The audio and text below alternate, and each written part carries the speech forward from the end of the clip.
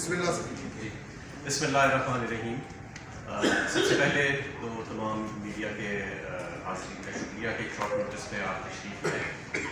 आज आपसे दो अहम मौज़ूआत पर मैं गुफ्तगू करना चाहता हूँ। पहले मैं कुछ बिजली पे बात करूँगा और उसके बाद मैं जो हमारा मेंटर का प्लान है उस पर बात करूँगा। बिजली के हवाले से मैं आपको ये बताना चाहता हूँ कि आप सब जानते हैं कि इस वक्त सर्कुलर डेट यानी जो गर्दिशी कर्जे हैं पाकिस्तान में, वो इन गर्दिशी कर्जों का जो एक बोझ आवाम भी उठा रही है, हुकूमत भी उठा रही है। इसकी सबसे बड़ा जो इसका कॉम्पोनेंट है इन गर्दिशी कर्जों का, वो कैपेसिटी पेमेंट्स है। वो बिजली घरों को वो किराया देना है जो हम बिजली लें या ना लें, हमें पूरा साल, चाहे गर्मियाँ हो पीक सीज़न या सर्दियाँ हो ऑफ पीक सीज़न, हमें वो किराया जो है वो देना पड़ता है। और ये किराया जो है, इसकी मैं आपको थोड़ा सा नंबर्स देता हूँ बुनियादी तौर पे कि ये 2013 में 185 अरब था। 2018 में जब हम आए तो ये 150% बढ़ के 470 अरब हो चुका था। अब ये 700-800 अरब के करीब है अभी, और ये 2030 तक 2500 से 3000 अरब तक चला जाएगा। हमारी टोटल टैक्स कलेक्शन 2500 से 3000 अरब तक, और ये हमारी टोटल टैक्स कलेक्शन पाकिस्तान की आपको पता है कि 3000 कब तक जाएगा सर? 2030 तक।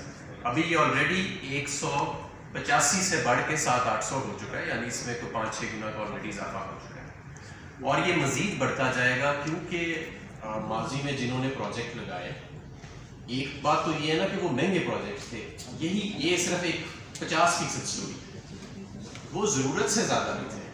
मुख्तलिफ सालों में आप आगे जैसे जैसे हम आगे जा रहे हैं, उन बुनियादों पे जो 2013 से 18 के अंदर बिजली घरों से सौदे किए गए, आप तकरीबन 6000 से 10,000 मेगावाट कैपेसिटी सालाना अगले कई साल तक जो है वो ऐड होती जाएगी। आपको मतलब उसमें एक्सेस आपको नजर आता जाएगा। तो ये इतनी महंगी बिजली और इतनी ज़्यादा बिजली ज़रूरत से जो लगाई गई, तो अब इसका हमें खमियाजा तो भुगतना पड़ना है। और इसमें मैं वाज़ेह कर दूँ कि पाकिस्तान तहरीके इंसाफ का किया हुआ कोई सौदा नहीं है जो इस कैपेसिटी पेमेंट में इंक्रीज कर रहा है। तो अब मैं आपको बताता हूँ कि हुकूमत ने क्या प्लान बनाया इस सर्कुलर डेट का जो भूत है इससे डील करने के लिए। सबसे पहले तो हमने 2005 से जो चीज़ ज़रूरी थी IG सेट मॉडल, उसको हमने लागू किया काउंसिल ऑफ कॉमन इंटरेस्ट से। तो अक्सरियत सूबों ने इसकी सपोर्ट की, तकरीबन तमाम सूबों ने। और ये कहता क्या है? ये कहता है कि आप एक साइंटिफिक मॉडल के ज़रिए बिजली अपने सिस्टम में तब ही ऐड करेंगे जब ज़रूरत होगी, प्रोजेक्शन होगा। नंबर 1।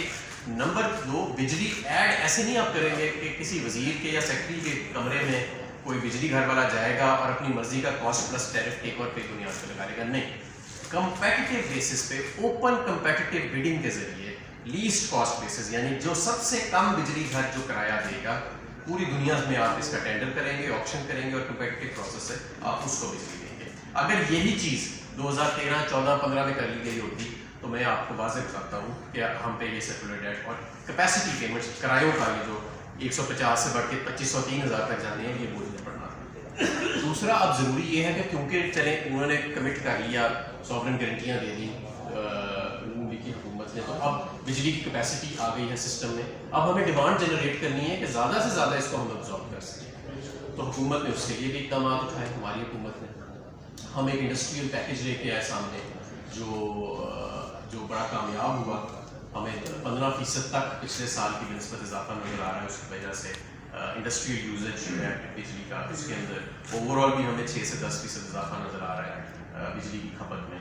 ये बेसिकली पैकेज ये है कि पीक आवर्स हमने सनत के लिए ख़त्म कर दिए, और जितनी वो इजाफी बिजली 2018-19 से इस्तेमाल करते हैं उस पर उनको 5 से 7 रुपये यूनिट का डिस्काउंट मिलता है। तो ये 12 रुपये 96 पैसे के लिए बिजली मिलती है। बड़ा ये पॉपुलर पैकेज हुआ। इसी पैकेज की तर्ज नज़र हमने इस साल एक और पैकेज अनाउंस किया जिसको सीजनल इलेक्ट्रिसिटी पैकेज कहते हैं। यानी कि पिछले साल की बनस्बत जो घरेलू सार्फिन या कमर्शल सार्फिन वो ज़्यादा बिजली इस्तेमाल करेंगे, तो जो वो एक्स्ट्रा यूनिट इस्तेमाल करेंगे उस पर उन्हें 5 से 7 रुपये यूनिट डिस्काउंट मिलेगा। वो यूनिट उनको 12 रुपये 96 पैसे का पड़ेगा। और इंशाल्लाह मुझे उम्मीद है कि इससे भी हमें हमारे ऑफ पीक सीज़न में इस साल बिजली की खपत में कुछ इजाफा नजर आएगा। गवर्नमेंट ने अपने ही जो पुराने जेनकोस थे उनको बंद किया, जो सिर्फ वहाँ पर लोग बैठे तनख्वाहें ले रहे थे और उनको हम मेंटेनेंस करते थे और पूरा साल तकरीबन नहीं चलते थे। हमने उनको काफ़ी को बंद कर दिया। और रिकवरीज में और लॉसेस के अंदर इम्प्रूवमेंट्स आई, यहाँ तक कि नेपरा ने अपना 15% से 13% पे टारगेट रिवाइज कर दिया, क्योंकि उन्होंने कहा कि अब हमारा जो पुराना टारगेट है 15% वाला लॉसेस का, वो आप अचीव करने के करीब है। तो रिकवरीज में और लॉसेस में पिछले 3 साल से बतदरीज इम्प्रूवमेंट आ गई है। लेकिन इस सब के बावजूद बिजली जिस कीमत पे हुकूमत खरीद रही है और जिस कीमत पे हुकूमत बिजली बेच रही है, उसमें एक फ़र्क आ रहा है तकरीबन 1.5-2 रुपये का। और ये 1.5-2 रुपये का फ़र्क जब आप अरबों यूनिट पे लेके जाते हैं जो साल में हम कंज्यूम करते हैं, तो ये काफ़ी ज़्यादा बन जाता है। और यही बुनियादी वजह है गर्दिशी कर्जों की। जो लॉसेज हैं और रिकवरीज हैं, इस पर अक्सर बात होती है कि इस पर फोकस किया जाए, और हम कर रहे हैं, तो बेहतरी भी आ रही है, लेकिन वो 10 से 15% है सिर्फ फ्लो में। बाकी 80% से ज़्यादा जो है वो ये कैपेसिटी पेमेंट्स हैं जो इसके अंदर शामिल हो रही है हमारे गर्दिशी कर्ज। इसलिए हमें मजबूरन माजी के किए हुए महंगे सौदों की वजह से और ज़रूरत से ज़्यादा सौदों की वजह से, और ये जो बिजली घरों को हज़ारों रुपये का किराया देना पड़ रहा है सालाना, इसकी वजह से हमें बिजली का टैरिफ बढ़ाना पड़ता है। और आज भी हमें एक मरतबा फिर ये बिजली का टैरिफ जो है वो बढ़ाना पड़ रहा है। और हम इस टैरिफ के अंदर हमने जो नेपरा को प्रपोज किया है वो ₹1.39 का रेट है जो हम बढ़ाने का प्रपोज कर रहे हैं। ये बेसिकली नेपरा 3.5 रुपये के करीब बढ़ाना चाहता था मार्च में, लेकिन हमने उसको ₹1.95 बढ़ाया और अब हम ₹1.39 बढ़ा रहे हैं। ये जो रेजिडेंशियल कस्टमर्स हैं, लाइफ लाइन कंज्यूमर्स, 200 से यूनिट से कम इस्तेमाल करने वाले या 100 से 50, उन पे ये लागू नहीं होएगा, उनके ऊपर लागू नहीं होएगा। यानी कि जो 46% आपकी कंज्यूमर बेस है उस पर ये टैरिफ इंक्रीज जो है वो लागू नहीं होगा। इसके अलावा जो हमारा सीजनल पैकेज चल रहा है नहीं, जो हमारा सीजनल पैकेज जो जिसका भी मैंने जिक्र किया कि अगर आप पिछले साल से ज़्यादा बिजली कंज्यूम करेंगे तो वो उस पर वही डिस्काउंट रहेगा। उस डिस्काउंट में भी हमने इजाफा कमी नहीं की, वो ₹12.96 का यूनिट पड़ेगा, उस पर 5 से 7 रुपये फी यूनिट का डिस्काउंट जो है वो मिलेगा। इंडस्ट्रियल पैकेज पे भी इसका कोई असर नहीं होएगा, वो ₹12.96 का भी रहेगा। और इसको जो पीक आवर्स है वो भी इंडस्ट्री पे लागू नहीं होंगे। ये सारा किया जा रहा है। इसके साथ साथ हमारा एक नेगेटिव QTA आ रहा है 15 से 24 पैसे का 1 नवंबर से, ये लागू भी 1 नवंबर से होना टैरिफ। तो 1 नवंबर से जो नेगेटिव QTA आ रहा है 15 से 24 पैसे का, उससे भी ये फौरी तौर पे जो नेट इम्पैक्ट आएगा वो ₹1.10 के करीब आएगा इस टैरिफ इंक्रीज का। लेकिन 100 से 200 यूनिट्स से ऊपर के जो सार्फिन हैं उनके लिए। तो इसके बाद मैं अब आपके पास आना चाहता हूँ। मैंने आपको ये बताया कि क्या मजबूरी है हुकूमत की, हुकूमत क्या कर रही है, जो हमने अभी तक इक़दाम उठाए, और इन इक़दाम के नतीजे में जब हम आए थे तो 450 अरब सालाना गर्दिशी कर्जे 450 अरब की रफ्तार से बढ़ रहे थे। अब वो 150 अरब के करीब उसकी रफ्तार आ चुकी है सालाना, और आहिस्ता आहिस्ता इस गैप को हमने क्लोज करना है और इसको हमने सिफर पे लेके आना है। तो लेकिन अभी भी ये गर्दिशी कर्जे के जो हमारी किराया हम दे रहे हैं बिजली घरों को, क्योंकि ये हर साल बढ़ता जा रहा है। पिछले साल से इस साल भी ये कोई 100-200 अरब बढ़ गया है और हर साल इसमें बढ़ते जाना है। इसके बढ़ाव के बावजूद हमने इस गैप को क्लोज करना है और उसके लिए ये सारी चीज़ें की जा रही हैं। अब मैं आप पे आना चाहता हूँ जो दूसरा बहुत अहम टॉपिक है, और वो है गैस का। इस वक्त पूरी दुनिया जो है, चाहे वो अमीर मुल्क हो या गरीब मुल्क हो, वो एक एनर्जी क्राइसिस, अमेरिका से लेके, चीन से लेके, बरतानिया से लेके, हिंदुस्तान से लेके हर जगह तक, यूरोप पूरे तक इस वक्त गैस का क्राइसिस आया हुआ है। क्योंकि कोविड के बाद गैस की भी सप्लाई लाइन्स डिस्टर्ब हुई हैं, गैस की कीमतें भी ऊपर चली गई, गैस की अवेलेबिलिटी भी बहुत कम हो गई। जो रूस जो बहुत बड़ा सप्लायर है गैस का, उसका जो गैस का फ्लो का बहाव है यूरोप की तरफ, वो क्योंकि बहुत कम हुआ, यूरोप ने दूसरी तरफ से देखना शुरू कर दिया गैस के लिए, गैस की कीमतें जो है वो ऊपर जाना शुरू हो गई। पाकिस्तान में अल्हम्दुलिल्लाह उस नौइयत का क्राइसिस अभी नहीं आया। मैं आपको ये बताता चलूँ कि बरतानिया में 500% इस साल गैस की कीमत जो है वो बढ़ी है, और यूरोप के अक्सर ममालिक में 10 गुना से ज़्यादा बढ़ी है। पाकिस्तान में 2019 से अब तक नहीं बढ़ी है, और उसकी बहुत वजूहात हैं जिसको हम मैनेज कर रहे हैं। इस साल भी आपने देखा कि RLNG के जो कॉन्ट्रैक्ट्स, LNG के जो टेंडर्स हम फ्लोट करते हैं, क्योंकि मार्केट हर रोज़ कभी $1 ऊपर, कभी $5 नीचे, कभी $10 ऊपर, तो कोई भी ट्रेडर जो है वो बिड देने से घबरा रहा था, हमें बिड नहीं मौसूल हुई। इसके बावजूद नवंबर और दिसंबर में हम 10 कार्गो सिक्योर कर चुके हैं, और LNG के 12 टोटल होते हैं। पिछले साल 11 हुए थे नवंबर और दिसंबर में, इस साल 10 हुए हैं, तो सिर्फ एक कार्गो का फर्क है। तो ये ऐसा कहना कि क्योंकि टेंडर नहीं आया तो कोई बहुत बड़ा गैस का क्राइसिस आ जाएगा, LNG के टेंडर ना आने की वजह से नहीं। LNG तकरीबन हम उतनी ही सिस्टम में प्रोक्योर कर रहे हैं जितनी हम पिछले साल कर रहे थे। लेकिन प्रॉब्लम क्या है? प्रॉब्लम LNG या इंपोर्टेड गैस का नहीं, प्रॉब्लम हमारी अपनी लोकल गैस है। हमारी लोकल गैस 9% सालाना के हिसाब से पिछले कई सालों से, तो 15 सालों से डिप्लीशन है। 2010 में सुई नॉर्दर्न गैस का फ्लो होता था 2000 MMCF, आज वो ये 2010 में, आज वो कम होकर 800 MMCF रह गई। 220 MMCF की दोनों सुई कंपनियों का सिर्फ पिछले 12 महीने के अंदर डिप्लीशन आई है। इसके साथ साथ हम डोमेस्टिक नेटवर्क भी बढ़ा रहे हैं। डोमेस्टिक नेटवर्क जो हमने बढ़ाया पिछले साल से, जो 4.5 लाख कनेक्शन दिए, उनका विंटर लोड जो है वो 130 MMCF है। तो आप ये देखेंगे 350 MMCF का फर्क सिर्फ 12 महीनों में आ गया, लोकल गैस की डिप्लीशन की वजह से, और हमारा जो लोकल गैस की डिमांड बढ़ी है उसकी वजह से। इसकी बनिस्बत जो LNG का एक कार्गो है वो सिर्फ 100 MMCF की है दिन का, पूरे महीनों के लिए। तो मसला एक्चुअली जो है ना, अगर हम डिबेट को सही फ्रेम करें तो वो हमारी लोकल गैस की डिप्लीशन है। तो उसके लिए हम तमाम ऑनगोइंग स्कीम्स जो हैं रेजिडेंशियल कंज्यूमर्स के लिए, उनको हम उन पर नज़रसानी कर रहे हैं। अभी 27 से 28% लोगों को सिर्फ नेचुरल गैस फराहम हो रही है पाइपलाइन के जरिए। 70% से ज़्यादा लोग जो है पाकिस्तान में, उनको ये सहूलत नहीं है। लेकिन वो जो 28% लोग हैं, वो जो गैस कंज्यूम कर रहे हैं, वो गैस उसकी मिकदार इतनी कम होती जा रही है कि आप फर्टिलाइज़र को, एक्सपोर्ट इंडस्ट्री को और इंडस्ट्री को गैस देने के लिए मौजूद नहीं है। अब अक्सर ये कहा जाता है कि जी आप LNG ज़्यादा खरीद के वो पाइपों में डाल दें, ये भी बात दुरुस्त नहीं है। ये भी मैं समझता हूँ एक मिसकंसेप्शन है जिसको क्लियर करने की ज़रूरत है। हम 1200 MMCF की बहुत, अगर उसे खींचें तो 1300 कर लें, इससे ज़्यादा हम गैस, हमारे पास इंफ्रास्ट्रक्चर नहीं है कि हम वो लेके अपनी पाइपलाइंस में डाल सकें। जो हमारी मेन ट्रांसमिशन पाइपलाइन है वो 1200-1300 कैपेसिटी की है। अब हम नया नॉर्थ साउथ पाइपलाइन जो रशिया के साथ बना रहे हैं, उससे अल्हम्दुलिल्लाह ये बढ़ जाएगी, लेकिन वो 2023 में आएगी। दूसरी चीज़ ये है कि हमारे पास 2 टर्मिनल्स हैं, वो भी अमूमन अक्सर अपनी तकरीबन थोड़ी सी उनके पास 10% स्पेयर कैपेसिटी रह जाती है, बाकी वो अपनी फुल कैपेसिटी पे चल रही है। और तीसरी और सबसे ज़रूरी बात, इंपोर्टेड गैस को अगर हम थोड़ा सा भी गैस की अपनी पाइपलाइन में डालें, डोमेस्टिक गैस की, तो पिछले सालों में 35 से 40 अरब का सालाना नुकसान होता है। और इस मरतबा गैस की कीमतें और बढ़ गई हैं, तो और ज़्यादा नुकसान होगा। अब हम वो प्राइसिंग मैकेनिज्म चेंज करने जा रहे हैं जिसके तहत हम इंपोर्टेड गैस को अपने डोमेस्टिक पाइपलाइनों में डाल सकेंगे, और सुई कंपनियां जो हमारी हैं उनको 40-50 अरब का नुकसान नहीं होएगा ये करने से। वो डोमेस्टिक सारिफ से, जिनके पास जो 28% लोग जिनके पास ये पाइप गैस जाती है, उससे वो ये इंपोर्टेड गैस की बिलिंग कर सकेंगे। अभी कानून इजाज़त नहीं देता, तो हम ये कानून में तरमीम करने जा रहे हैं, और इसको हम कहते हैं weighted average cost of gas, और इसमें आप जल्दी कानून साजी देखेंगे। जब तक ये प्राइसिंग मैकेनिज्म नहीं आता, हम तमाम ऑनगोइंग स्कीम्स और डोमेस्टिक कनेक्शन दोनों सुई कंपनीज की तरफ से उनके ऊपर एक ममानियत लगा रहे हैं।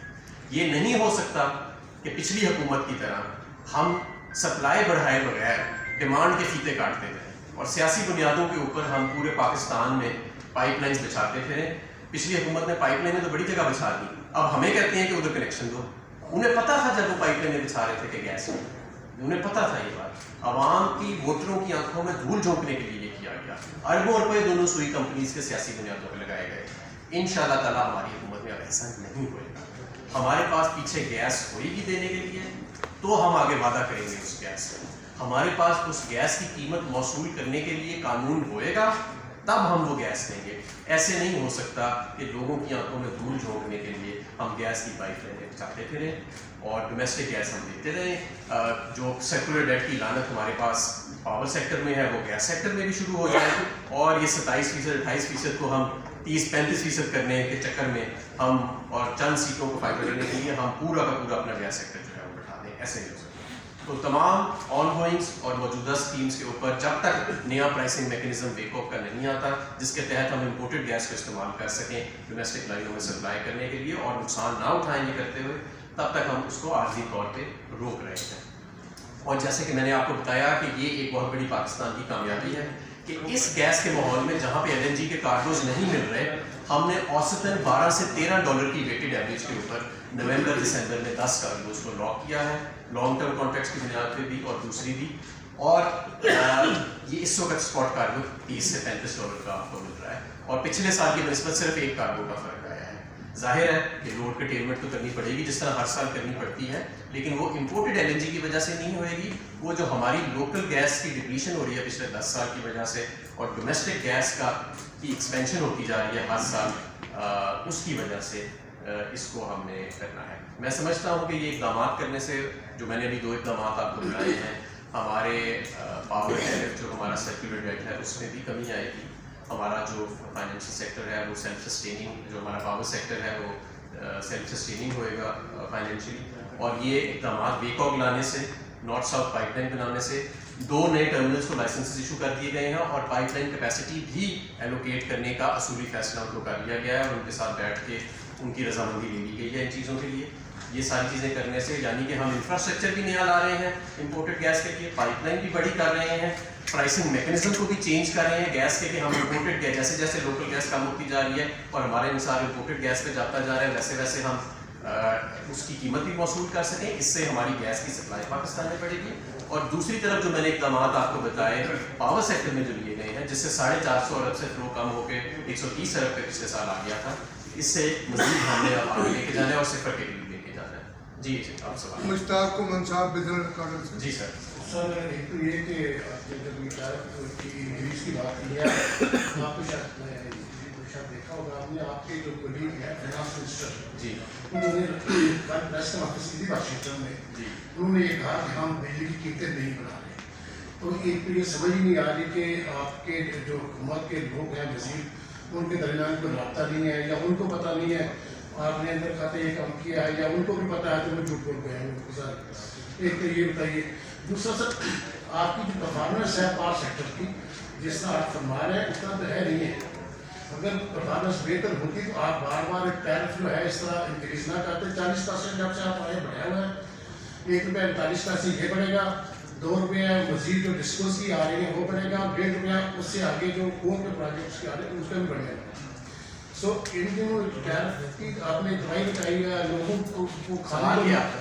सवाल मेरा ये है कि आपने जो टैरिफ बढ़ाया, क्या उसको आईएमएफ के साथ आपने पहले यहाँ नेगोशिएशन जो की है उसमें एग्री हुआ था कि नहीं? पहली बात तो ये है कि शौकत साहब की स्टेटमेंट है, मेरी नज़र से मैंने तो नहीं देखा, लेकिन कल ही मेरी उनके साथ और वर्ल्ड बैंक के साथ जो ऑनलाइन डिस्कशन हुई है उसमें हमने ये टैरिफ इंक्रीज डिस्कस किया है। मेरा ख्याल है वो ये बात कर रहे होंगे कि जितना टैरिफ इंक्रीज नेफ्रा ने कहा था उतना हम नहीं बढ़ा रहे। उन्होंने तो ₹3.5 के करीब कहा था मार्च में, लेकिन क्योंकि ये मैंने उनकी स्टेटमेंट नहीं देखी, इस पर मैं कुछ कह नहीं सकता। लेकिन ये ज़रूर है कि कल ही अभी शाम को 6:30 बजे मेरी उनकी और वर्ल्ड बैंक के MD की जो जूम पे कॉन्फ्रेंस हुई है उसमें हमने ये फैसला उनको भी बताया, और वहाँ पे शौकत साहब ने भी उनको वर्ल्ड बैंक के MD को इस फैसले के बारे में बताया। दूसरी बात ये, जैसे मैंने आपको कहा कि रिकवरीज इंप्रूव हो रही हैं, सिस्टम लॉसेज इंप्रूव हो रहे हैं, इसीलिए नेफ्रा ने 15% से अपना टारगेट रिवाइज करके अब 13% पे कर दिया डाउनवर्ड्स। लेकिन ये 10% है, सिर्फ 11% है सर्कुलर डेट का लॉसेज और रिकवरीज। जो बाकी है वो कैपेसिटी पेमेंट्स की वजह से ही आपका सर्कुलर डेट जो बढ़ रहा है, और हमें ये करना पड़ रहा है। आपने कहा कि 40% बढ़ाया, मैं आपको याद दिलाता हूँ कि 2013 में जब नून लीग आई थी उस वक्त कैपेसिटी पेमेंट्स का इतना बड़ा इशू नहीं था। 150 अरब रुपए की सिर्फ कैपेसिटी पेमेंट्स होती थी। 27% टैरिफ एक गो में उन्होंने बढ़ाया था, 27% एक गो में, एक साल में, एक महीने में। तो हम पूरी कोशिश कर रहे हैं, और जैसे मैंने आपको बताया इस टैरिफ इंक्रीज का लागू 50% घरानों पे नहीं होएगा जो 0 से 200 यूनिट जो है वो कंज्यूम करते हैं। जी नेक्स्ट सफरमान साहब जियो से। सर सवाल मेरा ये है जी सर, इस जब से ये हमारे साथ शुरू हुआ है, जुलाई की जो फ्यूल प्राइस एडजस्टमेंट है जी वो आ चुकी है जी। आपसे ज़्यादा फाइनेंस को कोई नहीं जानता। ₹1.37 लग चुका है, ठीक है। ₹1.95 की भी नोटिफाई हो गया, ठीक है। उसके अलावा इसी महीने में क्वार्टरली भी ₹1 से ज़्यादा, ₹1.5 से ज़्यादा वो भी नोटिफाई हो गया। ये तकरीबन 4-5 जो बनता है। जब ये जाएगा तो ये बता दें कि इसमें कराची शामिल है कि नहीं है, और इसका इम्पैक्ट कितना है सालाना। ये टैरिफ एक यूनिफॉर्म होता है, और ये बेस टैरिफ है क्या है? जी ये बेस टैरिफ है जिसकी मैंने आज बात की है। जो क्वार्टरली टैरिफ है वो मैंने आपको बताया कि नवंबर से नेगेटिव हो रहा है, क्योंकि वो तो आर्जी तौर पर लगता है ना, वो नेगेटिव हो रहा है 15 से 24 पैसे। हमने 24 पैसे की नेगेटिव की नेपरा का पटिशन की हुई है, बट हमें अभी पूरा नहीं पता कि वो एग्जैक्टली किस सतह पे आएगा, लेकिन 15 से 24 पैसे के दरमियान फ्यूल कॉस्ट एडजस्टमेंट सिर्फ अक्टूबर और नवंबर के महीने में है, उसके बाद वो एक्सपायर। इम्पैक्ट इसका कितना होगा अप्रॉक्सीमेटली? मेरे पास एग्जैक्ट नहीं है, लेकिन ये सिर्फ अक्टूबर के महीने का फ्यूल कॉस्ट एडजस्टमेंट है, या नवंबर में कुछ लगेगा, उसके बाद ये नहीं लगेगा। और क्वार्टरली टैरिफ जो नेट इम्पैक्ट आएगा वो ₹1.10 के करीब आएगा, ये नेगेटिव QTA डाल के, क्योंकि ये जो मैं बेस टैरिफ आपको बता रहा हूँ ये लागू होएगा, ये 1 नवंबर से होएगा जब QTA नेगेटिव हो जाएगा। ये 110 अरब रुपये आप यानी कलेक्ट करना चाह रहे हैं। एक पैसा 1 अरब के अगर आप उसको निकाल देते अगर मेरे पास एग्जैक्ट कराची होगा शामिल कि नहीं इसमें? सब शामिल होगा यूनिफॉर्म TDS के साथ। खलीक के निसाब डाल से सर ये बताइए कि इसके साथ एक जो ओगा की डिटर्मिनेशन है आपके पास गैस प्राइसेस के हवाले से या कोई सिटी हो, उसके बारे में गवर्नमेंट का क्या डिसीजन है? और दूसरा जब सर आप ये बात करते हैं कि हमने रिकवरीज बेहतर की है, सर्कुलर डेट को कंट्रोल किया, 450 अरब से 150 अरब के ऊपर लाया, तो एप्पल टू एप्पल अगर कंपैरिजन करें तो उनका जो तीसरा साथ था मंदी का, उसमें